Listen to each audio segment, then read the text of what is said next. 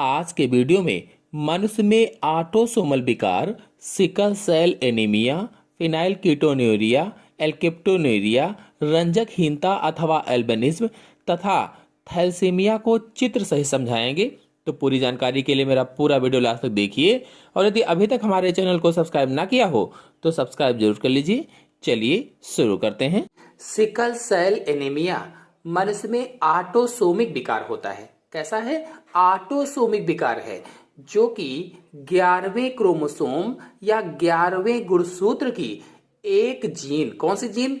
HBB में mutation के कारण होता है। यानी 11वें गुणसूत्र पर एक जीन पाया जाता है HBB, इसमें म्यूटेशन के कारण होता है। म्यूटेशन यानी डीएनए में थोड़ा सा हेरबदल हो जाता है, फेरबदल होने ही म्यूटेशन कहलाता है। तो उस म्यूटेशन के कारण होता है। यह जीन हीमोग्लोबिन का निर्माण करती है। कौन सी जीन? HBB जीन जो है 11वें गुणसूत्र पर पाई जाती है। इसका कार्य क्या होता है? तो हीमोग्लोबिन का निर्माण करना अथवा हीमोग्लोबिन बनाना होता है। और हम सभी लोग जानते हैं कि हीमोग्लोबिन ऑक्सीजन का परिवहन करती है। जो हमारी आरबीसी होती है, आरबीसी में यानी लाल रक्त कणिकाओं में हीमोग्लोबिन ऑक्सीजन का परिवहन करती है, ऑक्सीजन प्रत्येक कोशिका तक पहुंचाती है। उसी जीन में म्यूटेशन के कारण ऑटोसोमिक विकार उत्पन्न हो जाता है और ऐसा होने पर लाल रक्त कणिकाएं या रेड ब्लड कॉर्पल्स या कह लीजिए कि आरबीसी सिकुड़कर हंसिये जैसी बन जाती है। जैसे हंसिया होता है बिल्कुल वैसी बन जाती हैं, या कह लीजिए कि सिकल शेप की हो जाती हैं। सिकल शेप कहो चाहे हंसिया के आकार की कहो, इसीलिए इसे सिकल सेल एनीमिया कहा जाता है। तो कुल मिलाकर इस रोग का प्रमुख कारण हीमोग्लोबिन की विशिष्ट आणविक संरचना में होने वाला परिवर्तन है। विशिष्ट कारण क्या है? हीमोग्लोबिन की विशिष्ट आणविक संरचना में होने वाला परिवर्तन ही इस रोग का कारण है। यानी हीमोग्लोबिन के मॉलिक्यूलर स्ट्रक्चर में चेंजेज हो जाते हैं। जो हीमोग्लोबिन का मॉलिक्यूलर स्ट्रक्चर होता है उसमें चेंजेज हो जाते हैं, इसीलिए ये रोग हो जाता है। और वास्तव में यह रोग देखा जाए तो अप्रभावी जीन या रिसेसिव जीन के कारण होता है। अप्रभावी जीन या रिसेसिव जीन के कारण ये विकार उत्पन्न हो जाता है। आपको बता दें कि सिकल सेल एनीमिया या सिकल सेल एलील के लिए समयुग्मजी व्यक्ति सिकल सेल हीमोग्लोबिन के कारण जीवित नहीं रह पाते हैं, क्योंकि उनकी आरबीसी की ऑक्सीजन परिवहन क्षमता बहुत कम हो जाती है। यानी ऑक्सीजन जो होती है परिवहन की क्षमता कम होगी। क्यों? क्योंकि जो हीमोग्लोबिन थी उसमें क्या हुआ कि विकार उत्पन्न हो गया, रोग उत्पन्न हो गया और हमारी रक्त नलिकाओं में सिकल सेल आकार के रुधिराणु रास्ता ब्लॉक करने लगते हैं। रास्ता क्या करेंगे? ब्लॉक कर देंगे, क्योंकि ये लंबे लंबे से हो गए हैं, रास्ता ब्लॉक करने लगते हैं। या हाशियाकार कह लीजिए कि रुधिराणु जो होते हैं ये क्या करते हैं कि ब्लॉक्स पैदा करते हैं, जगह जगह पर जैम करते हैं, यानी रक्त के परिवहन में बाधा उत्पन्न करते हैं। इसीलिए बताया गया कि ऑक्सीजन का परिवहन जो होता है वो बहुत कम हो जाता है। और HBS म्यूटेट एलील में HBA के छठे कोडान यानी GAG का विस्थापन GUG द्वारा हो जाता है, जिससे सामान्य हीमोग्लोबिन सिकल सेल हीमोग्लोबिन में बदल जाता है। जैसा कि आप लोग चित्र में देख भी रहे हैं कि इसमें डीएनए में चेंजेस क्या हुए हैं। डीएनए का जो सीक्वेंस था, ये वाला चित्र देखिए, इसमें सामान्य सीक्वेंस GTC था और GTC की जगह पर आया GAG, क्योंकि जहां पर C है यानी साइटोसिन है, साइटोसिन ग्वानिन से जुड़ता है, फिर T है तो जो थायमीन है ये एडेनिन से जुड़ता है, और फिर C है तो C ग्वानिन से जुड़ेगा।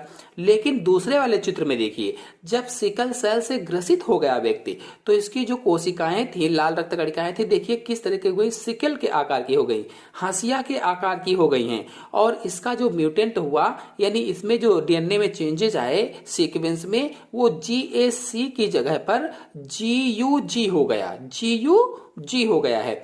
और अगर इसी के साथ में मॉलिक्यूलर स्ट्रक्चर को देखा जाए, मतलब हीमोग्लोबिन की बीटा श्रृंखला में जो छठा स्थान है, छठे स्थान पर ग्लूटामिक अम्ल का स्थान है। ग्लूटामिक अम्ल हुआ यहाँ पर दिख रहा है आपको सभी लोगों को। और देखिए जो बीमार हो गया है व्यक्ति, यानी जिसको सिकल सेल हो चुका है, इस वाले दूसरे वाले चित्र में देखिए, इसमें ग्लूटामिक अम्ल के स्थान पर वैलिन आ गया है। वैलिन अमीनो अम्ल आ गया है उसी स्थान पर, इसलिए ये क्या हुआ, ये ग्रसित हो गया है व्यक्ति, HBS हो गया है। HBS से लिखा जाता है ग्रसित को, और जो ग्रसित नहीं है, सामान्य है, उसको HbA से लिखा गया है। तो इस तरह से इसकी संरचना में, इसके स्ट्रक्चर में इस तरीके के परिवर्तन हो जाते हैं।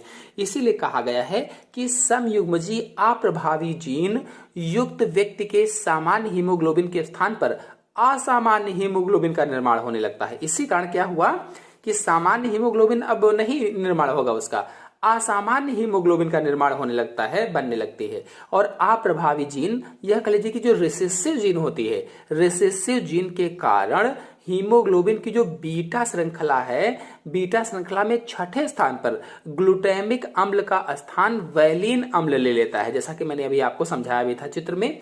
और असामान्य हीमोग्लोबिन ऑक्सीजन का वहन नहीं कर सकता है। चूंकि असामान्य हीमोग्लोबिन है, अब जब सामान्य नहीं है, इसलिए वो ऑक्सीजन का परिवहन भी सही से नहीं कर पाएगा। अतः सामान्य लाल रुद्राणु सिकुड़कर हंसिए के आकार के हो जाते हैं या सिकल शेप हो जाते हैं। हंसिए के आकार का होने का मतलब है सिकल शेप हो जाना। और ऐसे व्यक्तियों में घातक एनीमिया की स्थिति उत्पन्न हो जाती है और कुछ समय पश्चात ही उनकी मृत्यु हो जाती है।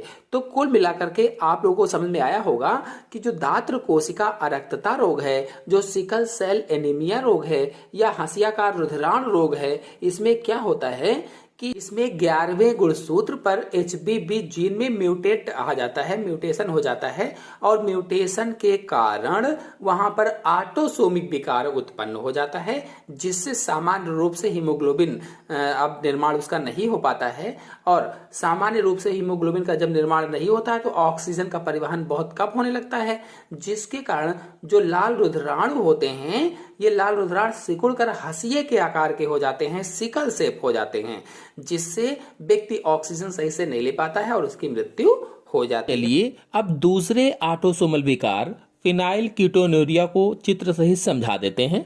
तो फिनाइल कीटोन्यूरिया को शॉर्टकट में PKU कहा जाता है। PKU, P for phenyl, K for ketone, U for urea, यानी फिनाइल कीटोन्यूरिया PKU हुआ। और यह मनुष्यों में पाया जाने वाला उपापचयी विकार होता है, या कह लीजिए कि यह मनुष्यों में पाया जाने वाला मेटाबॉलिक विकार होता है, या कह लो कि दैहिक विकार होता है। फिनाइल कीटोन्यूरिया ऑटोसोमल विकार या रोग है, ऑटोसोमल विकार है, या कह लीजिए कि यह क्रोमोसोम नंबर 12 का विकार होता है। क्रोमोसोम नंबर 12 का विकार है। और 12 नंबर का क्रोमोसोम ऑटोसोम होता है। हम सभी लोग जानते हैं कि 1 से 22 तक ऑटोसोम होते हैं, 1 नंबर से लेकर के 22 नंबर तक ऑटोसोम होते हैं। और 23वां जोड़ा जो होता है वो लिंग गुणसूत्र होता है, सेक्स क्रोमोसोम होता है। इसीलिए इसे ऑटोसोम कहते हैं, क्योंकि ये 12 नंबर का विकार होता है, इसीलिए क्या कहा जाता है, ऑटोसोमल विकार कहा जाता है। क्रोमोसोम नंबर 12 पर एक जीन पाया जाता है जिसमें म्यूटेशन या उत्परिवर्तन के कारण यह रोग हो जाता है। यानी उस जीन में, क्रोमोसोम नंबर 12 के जीन पर एक म्यूटेशन या उत्परिवर्तन होता है, जिसके कारण यह रोग हो जाता है या फिनाइल कीटोन्यूरिया नामक रोग उत्पन्न हो जाता है। आपको बताते चलें कि फिनाइल एलेनीन को टायरासीन एमिनो अम्लों में परिवर्तित करने enzyme enzyme phenyl alanine hydroxylase की कमी या अभाव से कुछ व्यक्तियों में एक विशेष प्रकार की अल्पबुद्धिता उत्पन्न हो जाती है, जिसे फिनाइल कीटोन्यूरिया रोग कहते हैं। चलिए इस परिभाषा को अच्छे से आपको समझा देते हैं ताकि ठीक से समझ में आ जाए। तो एक सामान्य मानव में फिनाइल एलेनीन हाइड्रोक्सिलेज एंजाइम पाया जाता है। कौन सा एंजाइम मानव में पाया जाता है? एक सामान्य व्यक्ति में पाया जाता है फिनाइल एलेनीन हाइड्रोक्सिलेज एंजाइम, जो फिनाइल एलेनीन को टायरासीन एमिनो एसिड में बदल देता है। यानी इसका कार्य क्या होता है? फिनाइल एलेनीन हाइड्रोक्सिलेज एंजाइम का कार्य होता है फिनाइल एलेनीन को टायरासीन एमिनो एसिड में बदल देना। अब हुआ क्या, जब 12वें गुणसूत्र के जीन में म्यूटेशन हुआ तो यह विकार या रोग हो गया। चूंकि 12वां गुणसूत्र था, वहां पर म्यूटेशन हुआ, उसके जीन में उत्परिवर्तन हुआ, तो ये रोग या विकार उत्पन्न हो गया। ऐसा होने पर फिनाइल एलेनिन हाइड्रोक्सिलेज एंजाइम की कमी हो जाती है। यानी जब ऐसा हुआ तो ये जो एंजाइम था, इस एंजाइम की कमी हो गई। तो इस एंजाइम की कमी होने से ये फिनाइल एलेनिन को टायरासिन में बदल नहीं पाएगा। कमी हो गई तो ये कहाँ से बदल पाएगा? नहीं बदल पाएगा। और फिनाइल एलेनिन शरीर में इकट्ठा होने लगेगा। जब वो बदलेगा नहीं तो शरीर में एकत्रित होने लगेगा, और इसके इकट्ठा होने के कारण व्यक्ति के खून और ऊतक द्रव में इसका स्तर बढ़ जाएगा। लेवल क्या है? बढ़ जाएगा। जब इकट्ठा होगा तो इसका लेवल बढ़ जाएगा, और इसी कारण शरीर में रोग उत्पन्न हो जाता है, और इसी रोग को फिनाइल कीटोन यूरिया रोग कहा जाता है। तो कुल मिलाकर के इस जो परिभाषा मैंने बताई है, इसका अर्थ यह हुआ। इसीलिए कहा गया है कि इस रोग से पीड़ित व्यक्ति के रक्त में या खून में फिनाइल एलेनिन की मात्रा लगातार बढ़ती रहती है और मूत्र के साथ निकलती भी रहती है। बढ़ती रहती है और मूत्र के साथ निकलती भी रहती है। फिनाइल एलेनिन की कुछ मात्रा शरीर के विभिन्न ऊतकों में संग्रहित होने लगती है। मैंने बताया भी आपको, संग्रहित यानी इकट्ठा होने लगती है, और तंत्रिका ऊतक में इसके प्रभाव से मस्तिष्क का जो विकास होता है वो प्रभावित होता है। तंत्रिका ऊतक प्रभावित हो जाता है, जिसके कारण जो मस्तिष्क है उसका विकास प्रभावित होता है, और परिणाम स्वरूप होता क्या है कि अल्प बुद्धिता उत्पन्न हो जाती है, या अल्प बुद्धिता का विकास हो जाता है, या विकसित हो जाती है, यानी मेंटल डिफिशियंसी हो जाती है। तो फिनाइल कीटोन यूरिया रोग की पहचान एवं अध्ययन बच्चों में सबसे पहले डॉक्टर विलार्ड सेंटरवाल ने किया था, और इसकी पुष्टि के संदर्भ में इन्होंने एक परीक्षण भी किया था।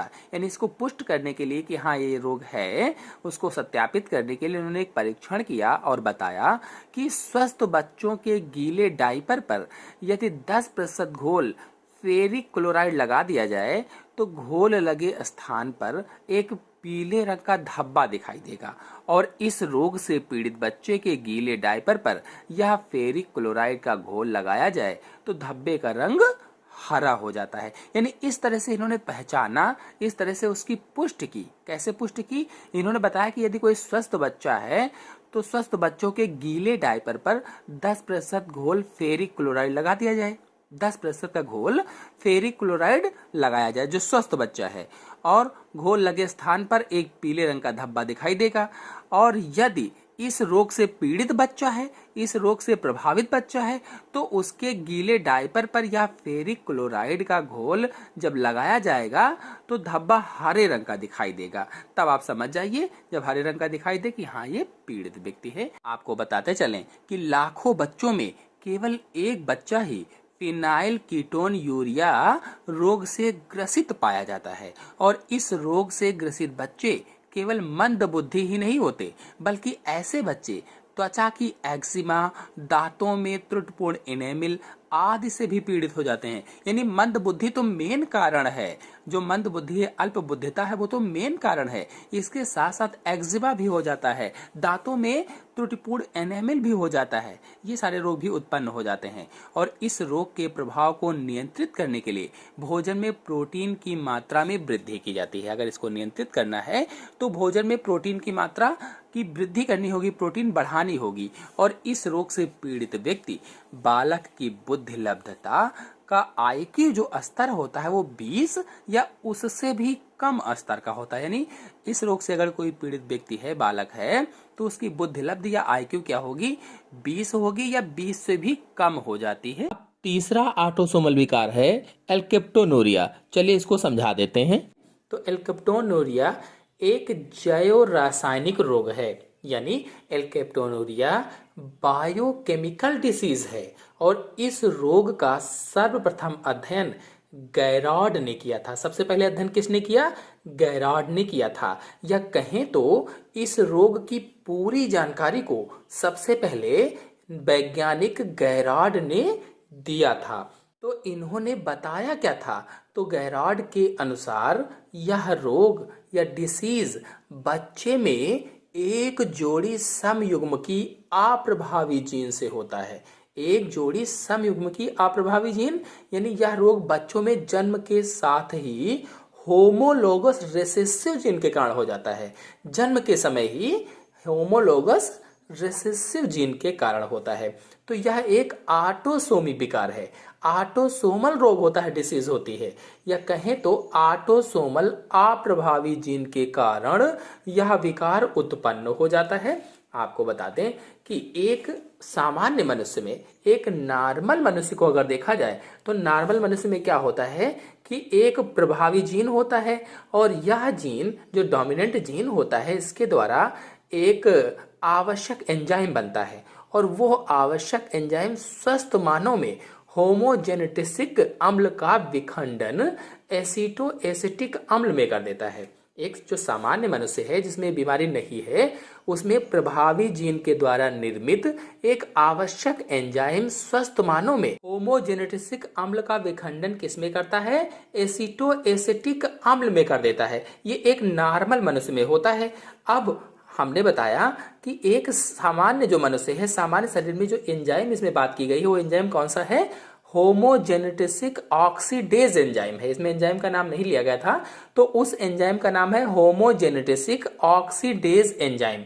ये एक सामान्य मनुष्य में जीन पर पाया जाता है, और यह एंजाइम क्या करता है कि एंजाइम होमोजेनेटिसिक एसिड को, जो होमोजेनेटिसिक एसिड है, इस एसिड को एसिटो एसिटिक अम्ल में बदल देता है, चेंज कर देता है। अब चूंकि जीन में डिफेक्ट आ गया है, इसलिए क्या हुआ कि अप्रभावी जीन बन गया।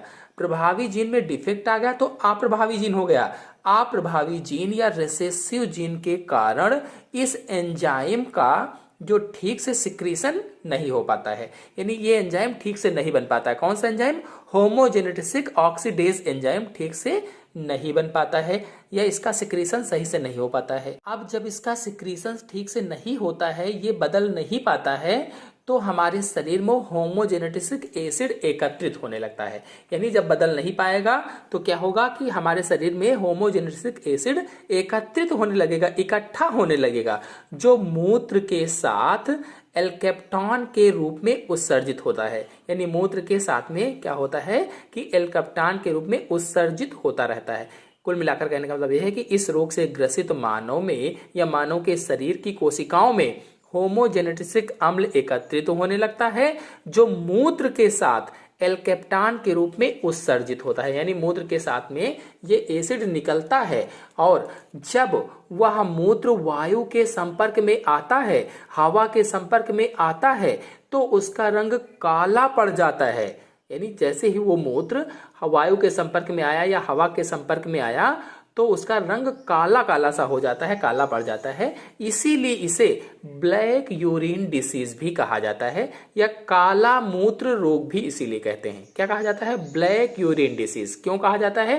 क्योंकि वो जो मूत्र है वायु के संपर्क में आता है तो काला पड़ जाता है, इसीलिए ब्लैक यूरिन डिसीज भी इसको कहा जाता है। ऑटोसोमल विकार है रंजकहीनता अथवा एल्बिनिज्म कहा जाता है। चलिए इसको समझा देते हैं। सबसे पहले एल्बिनिज्म या रंजकहीनता शब्द का अर्थ समझ लेते हैं। रंजक का मतलब होता है रंगा पदार्थ अथवा कह लीजिए पिगमेंट, और हीनता का मतलब है अनुपस्थित या नहीं होना।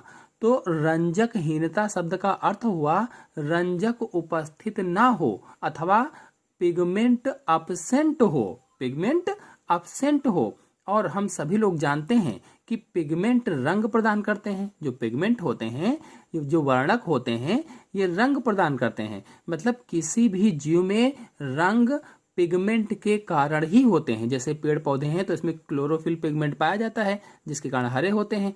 अब यदि पिगमेंट ही नहीं होगा तो रंग भी नहीं होंगे, अर्थात इस बीमारी में जीव का रंग चला जाता है। ये तो हुआ एल्बिनिज्म या रंजकहीनता शब्द का अर्थ, यानी शाब्दिक अर्थ हुआ। चलिए अब जानते हैं कि इसमें होता क्या है। तो यह रोग ऑटोसोमल अप्रभावी जीन के कारण होता है। ऑटोसोमल अप्रभावी जीन के कारण होता है, मतलब यह एक ऑटोसोमल रिसेसिव जेनेटिक डिसऑर्डर है। क्या है? ऑटोसोमल रिसेसिव जेनेटिक डिसऑर्डर, यानी ऑटोसोमल अप्रभावी जीन के कारण रोग हो जाता है।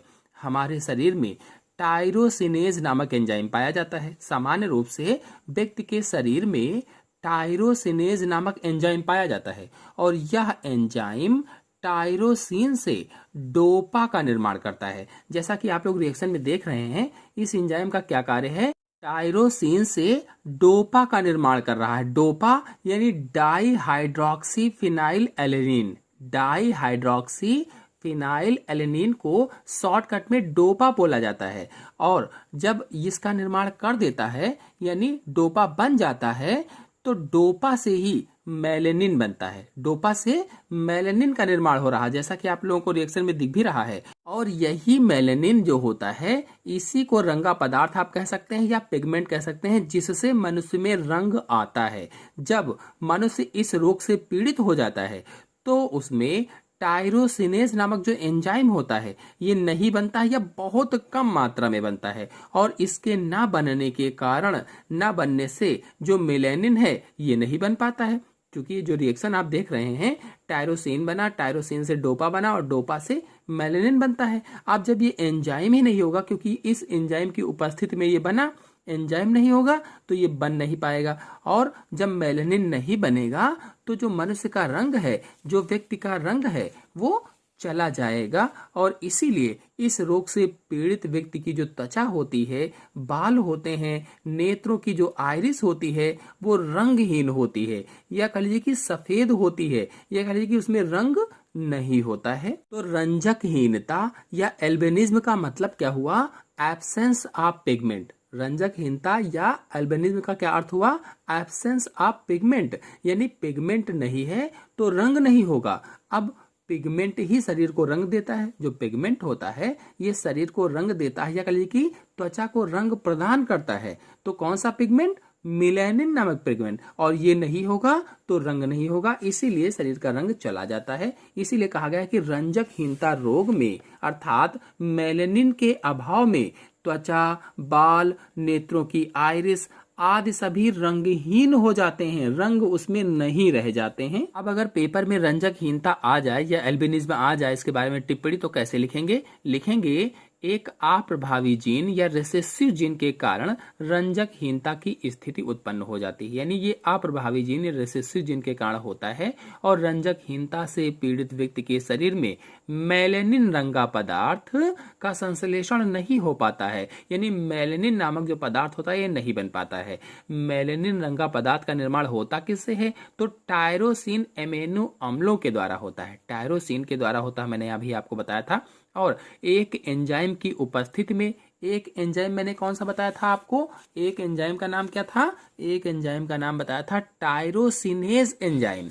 तो इस एंजाइम की उपस्थिति में टायरोसिन द्वारा डाईहाइड्रोक्सी फिनाइल एलेनिन यानी डोपा का निर्माण होता है और डोपा से ही मेलेनिन निर्मित हो जाता है। अब जब ये एंजाइम नहीं होगा, इसकी अनुपस्थिति होगी, तो डोपा नहीं बन पाएगा और डोपा से फिर मेलेनिन का निर्माण नहीं हो पाएगा, जिसके कारण व्यक्ति में रंजकहीनता उत्पन्न हो जाएगी। यानी उसमें रंजक नहीं रह जाएंगे, रंग नहीं रह जाएंगे। अंतिम ऑटोसोमल विकार है थैलेसीमिया। चलिए इसको समझा देते हैं। तो यह रक्त दोष युक्त आनुवांशिक रोग है। देखिए, रक्त दोष युक्त का मतलब है थैलेसीमिया एक रक्त की बीमारी है, रक्त विकार है अथवा खून की बीमारी है। और आनुवांशिक रोग का मतलब है जेनेटिक डिसीज है, अर्थात बच्चों को माता पिता से मिलने वाला रोग है। माता पिता से ऐसे रोग जो हमें जन्म से ही प्राप्त होते हैं या माता पिता से ही प्राप्त होते हैं, उन्हें ही आनुवांशिक रोग या जन्मजात रोग कहा जाता है। और इस रोग में रोगी के रुधिर में हीमोग्लोबिन की मात्रा कम हो जाती है, अथवा इस रोग से पीड़ित मानव में हीमोग्लोबिन का संश्लेषण नहीं होता है। या सरल भाषा में कहें तो इस रोग के होने पर हीमोग्लोबिन का निर्माण नहीं होता या ठीक से नहीं होता है। अब यदि मन में प्रश्न हो कि हीमोग्लोबिन क्या है, तो हीमोग्लोबिन लाल रक्त कोशिकाओं अथवा आरबीसी में पाया जाने वाला एक जरूरी प्रोटीन होता है। और यही हीमोग्लोबिन हमारे पूरे शरीर में ऑक्सीजन का परिवहन करता है, O2 का परिवहन करता है या ट्रांसपोर्टेशन करता है।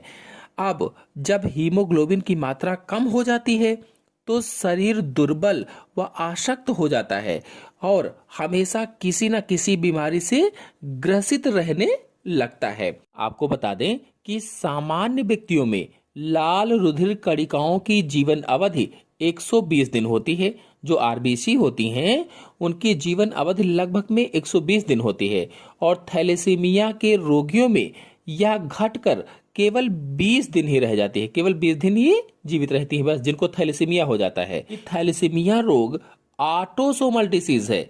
ऑटोसोमल संलग्न अप्रभावी जीन से संबंधित है या रिसेसिव जीन से संबंधित है और यह दोष उत्परिवर्तन अर्थात म्यूटेशन या गुणसूत्र में विलोपन के कारण होता है। या तो म्यूटेंट कोई जीन हो जाती है उसके कारण होता है या फिर गुणसूत्र में डिलीशन हो जाता है तो उसके कारण हो जाता है। थैलेसीमिया के जो जीन है मैंने बताया अप्रभावी होती है या रिसेसिव जीन होती है इसकी। और आपको बता दें जो यह रोग है जो थैलेसीमिया है मुख्य रूप से 2 प्रकार का होता है। नंबर 1 थैलेसीमिया मेजर रोग और नंबर 2 थैलेसीमिया माइनर रोग। जो थैलेसीमिया मेजर रोग है यह उस रोग की स्थिति है जब जीन समयुग्म की स्थिति में होता है, होमोजाइगस जीन होता है तो थैलेसीमिया मेजर रोग हो जाता है और इस रोग की भयानक स्थिति के फलस्वरूप रोगी की बाल्यावस्था में ही मृत्यु हो जाती है।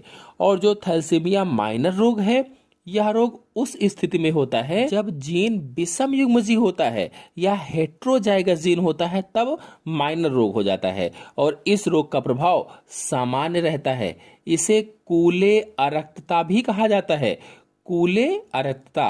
आपको बताते चलें कि थैलेसीमिया रोग से ग्रसित बच्चों में बार बार रुधिर चढ़ाना पड़ता है। यानी अगर इस रोग से कोई ग्रसित बच्चा है तो उसमें बार बार खून चढ़ाना पड़ता है। यदि शादी से पहले पति पत्नी दोनों के रक्त की जांच हो जाए तो संभव है कि इससे आनुवांशिक रोगग्रस्त बच्चों का जन्म टाला जा सकता है। आशा है आप सभी लोगों को सभी ऑटोसोमल विकार ठीक से समझ में आ गए होंगे। यदि समझ में आ गए हो तो वीडियो को लाइक और शेयर कीजिए। चैनल पर नए हैं तो चैनल को सब्सक्राइब कर लीजिए। धन्यवाद।